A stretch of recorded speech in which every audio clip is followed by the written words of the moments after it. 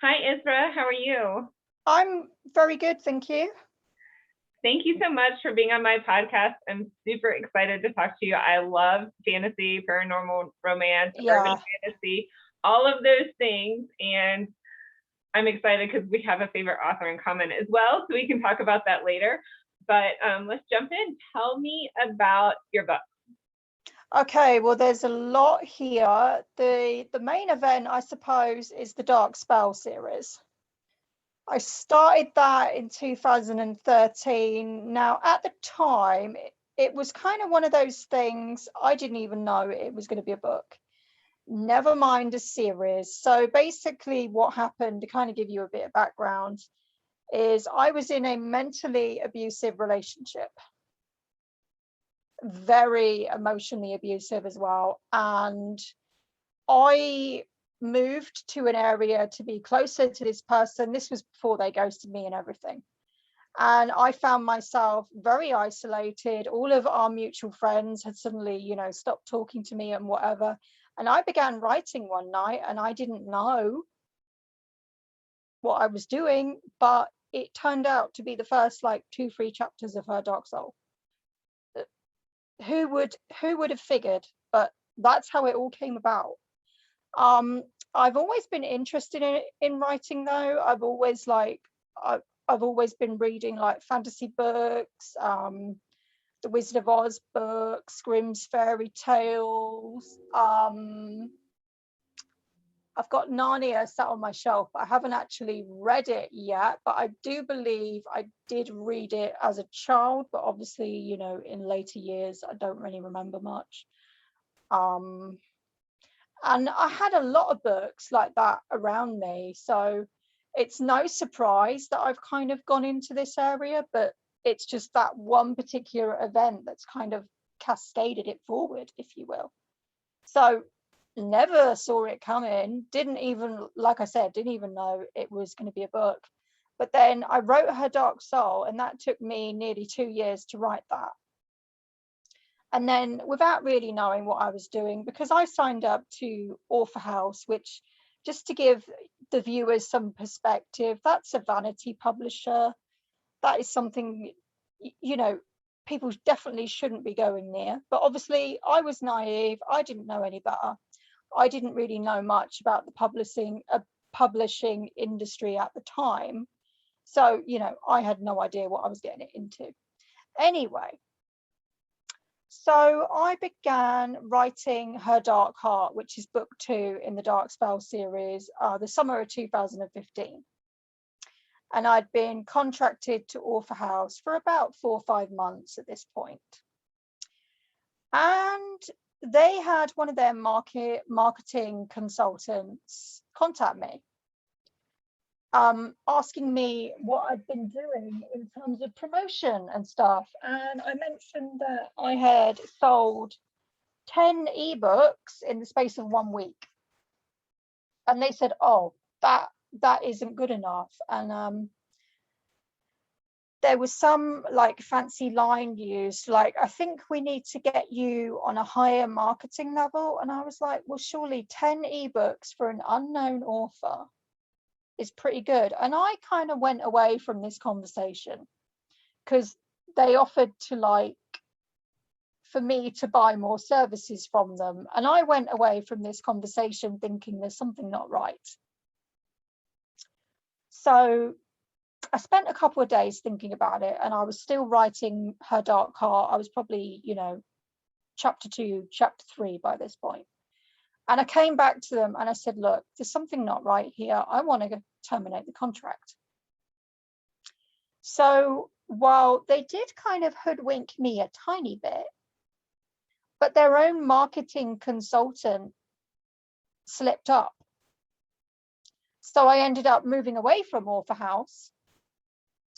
And it was January 2016, I went down the indie route. So here we are. Very cool. Well, And then sorry. it was like, I think it was towards the end of 2016, I finally finished Her Dark Heart. It took me less time than Her Dark Soul, funny enough.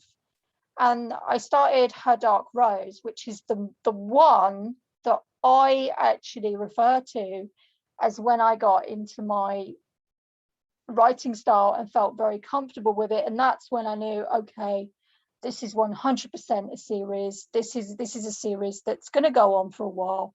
I don't really know what I'm doing with it still, but I'm just going with the flow. And then I was halfway through writing Her Dark Rose, and there's so many things going on in that novel alone. You know, I don't want to spoil anything, but there was 4 main characters that stand out. So we have Isra, Astrid, Samuel, and Everilda. And I realized these characters have so much history with each other. That kind of needed to be told. So that's what's inspired the prequels, Her Dark Love, Kissing Darkness, and the other 2 I'm not going to name because they're not out yet.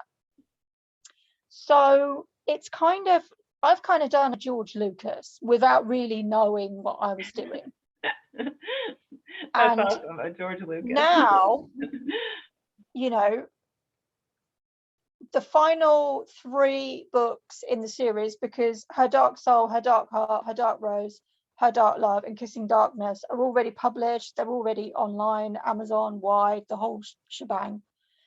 And the final remaining 3 are going to complete the series.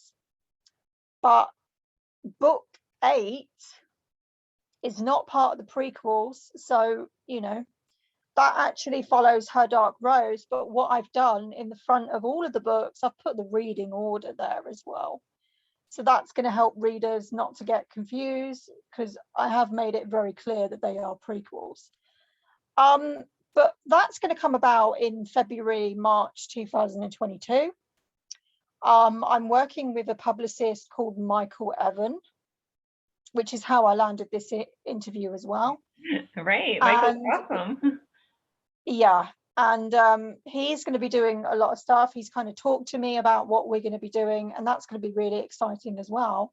And then May, I'm releasing for the first time ever a paranormal romance. So stepping away from fantasy, breaking into something completely different.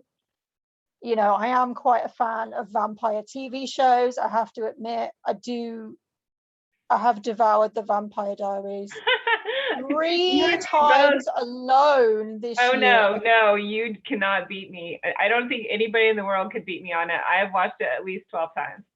Oh God. That's all I did during COVID. It was horrible. Yeah. And I've also been a fan of Buffy the Vampire Slayer for years and years. I probably watched that about twice each year just to revisit it. And Angel as well. Can't forget Angel. So I do have an interest in like paranormal stuff, and I'm very interested in the paranormal as a general subject matter, you know, excluding the fiction part. So it's not exactly something that is unheard of to me, but obviously I've never wrote about it before. And Forbidden Rendezvous with the Devil is basically a witch vampire romance, and it's going to be suspenseful. It's going to have some intricate things going on in the background. We've got 2 vampires. So we've got Tristan Roseblood. He's kind of a business owner. He's a fly-by-night type. We don't really know too much about him. And 25-year-old Sabine is a witch. You know, she's just been shunned from the town that she lives in, and you know, there's all kinds of chaos following the breakup with her boyfriend Oliver, but we're not going to see the last of him either. So Sabine is working for Tristan. She doesn't know he's a vampire. She goes on an errand with him because she's kind of his assistant, and she finds herself immersed in the vampire world. But that's not the end of it either, because then we meet Tristan's brother, Lawrence, that is also a vampire. And it's going to get pretty complicated because both brothers have got a bit of a thing for her. But I can't guarantee a happy ending. It's going to be one of those endings that you're never, ever going to see it coming. It's very suspenseful. There's a lot of intrigue. There's a lot of drama. and it's very fast paced and it's very exciting to write, which is probably why I've got through it so quickly. But I already know how it's going to end. That sounds super amazing, and you're giving us some great little tidbits of what is to come. Is that a young adult paranormal, or is it adult paranormal romance? I would say adult. Okay. In your first series, the Witch series, is that YA or is that adult as well? I would say that's dark fantasy, and it's currently in the witches and wizard thrillers category on Amazon as well. So I wouldn't put it as a young adult. Some people have told me they've compared it to young adult, but to be honest, I think it's a little bit too dark. Okay. There's a lot of kind of life lessons in the Dark Spell series, like nothing is as it seems. That's kind of the catchphrase that goes on for the whole series. You think you know something, you think you know someone, yeah, think again. Well, that's great. As a reader, those are fun little plot twists. Yeah, I mean, we've got in the Dark Spell series alone, we've got demon dimensions, we've got witch dimensions, we've got light realms, we've got spiritual realms.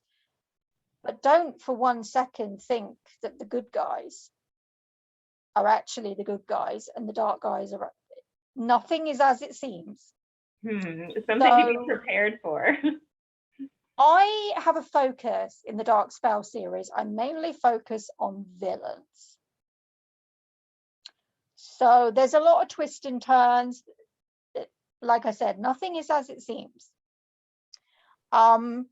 It probably won't go fully into it until I would say Her Dark Rose, which is the third one in the series, because that's where things get really intense.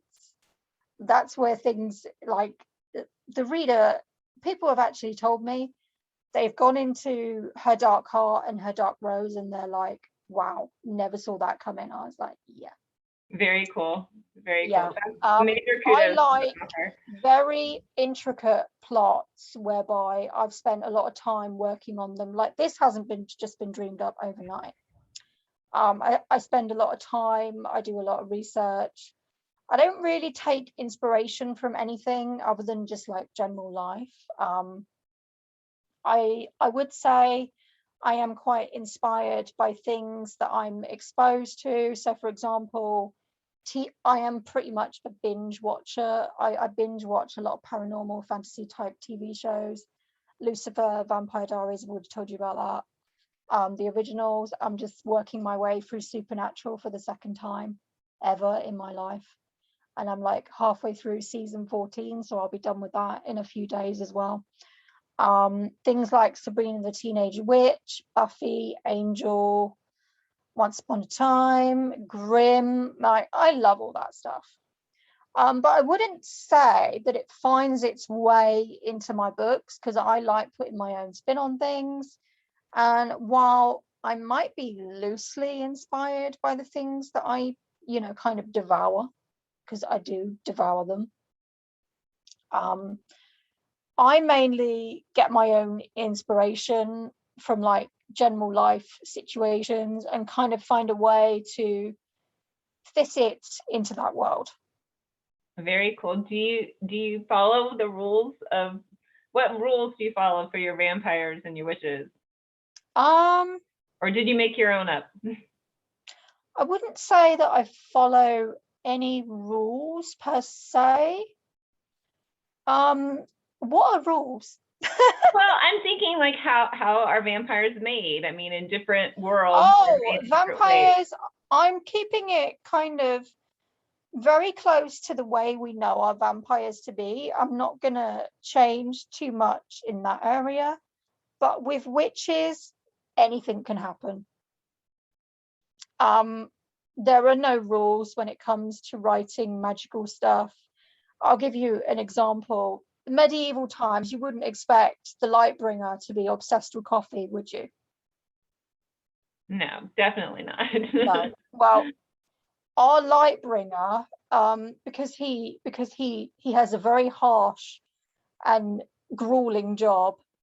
He lives in this like magical light realm of sorts where the dark people can't go there, but he can go to the dark realms if he wants to kind of give people a good talking to, because his job is basically pulling those drawn to the dark back towards the light. And obviously Isra's on the dark side, so she's kind of his focus.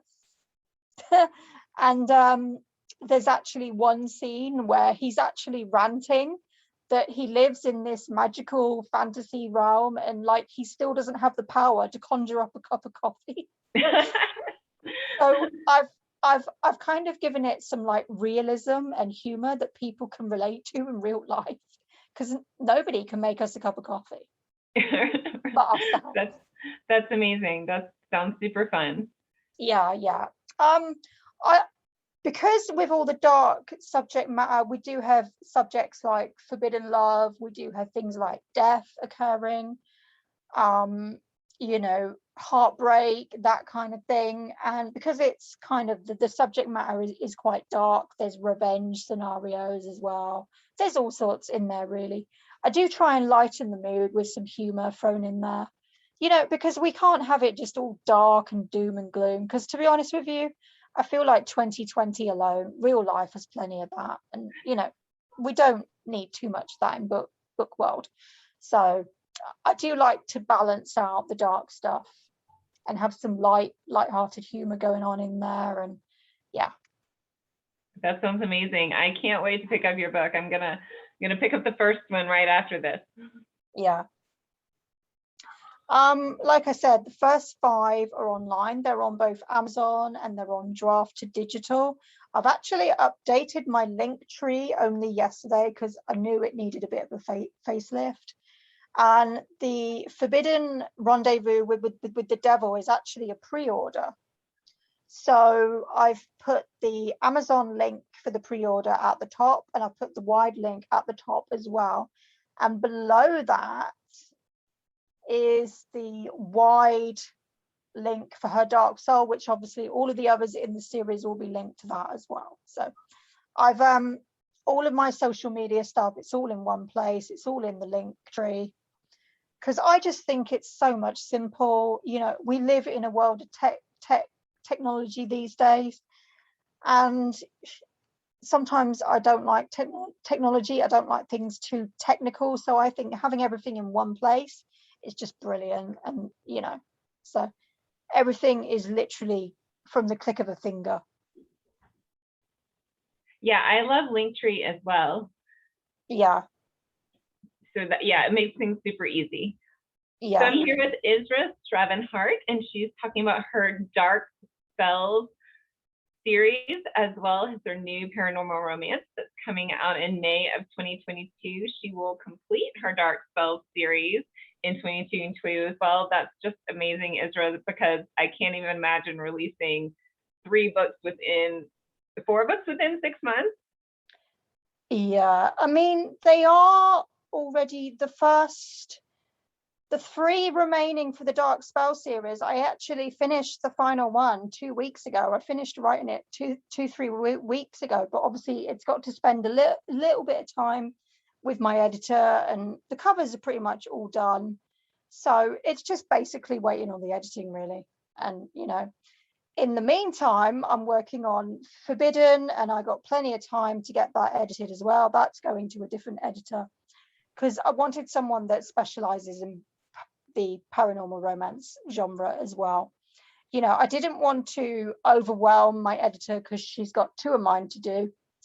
And I thought, I don't know if she's done paranormal romance before. And there's somebody that I've become very friendly with that's also one of Michael's clients. She's signed up through me, actually, and she's got a lot of paranormal books herself that she writes. So I thought, right, perfect fit. And, you know, from now until May, there's a lot of time. There's nothing to worry about. So, yeah. That's awesome. Congratulations.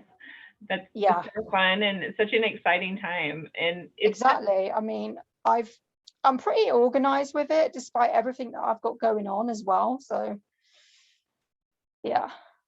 Yeah, it balances out some other things in life when you have some passion that you can just pour your heart and your mind into. Well, the thing is, with having things like fibromyalgia and endometriosis, I can sit on my laptop very comfortably, in between awkward bathroom trips, which unfortunately is a way of life with these things.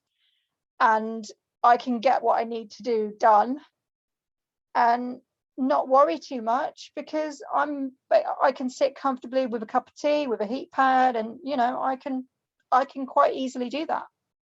That is truly inspiring, Isra. Yeah. Kudos to you for powering I through. also don't believe in writer's block, because like I said, I can sit comfortably at a laptop. The only time I probably struggle to get writing done is when my body is throwing a shitstorm, so to speak.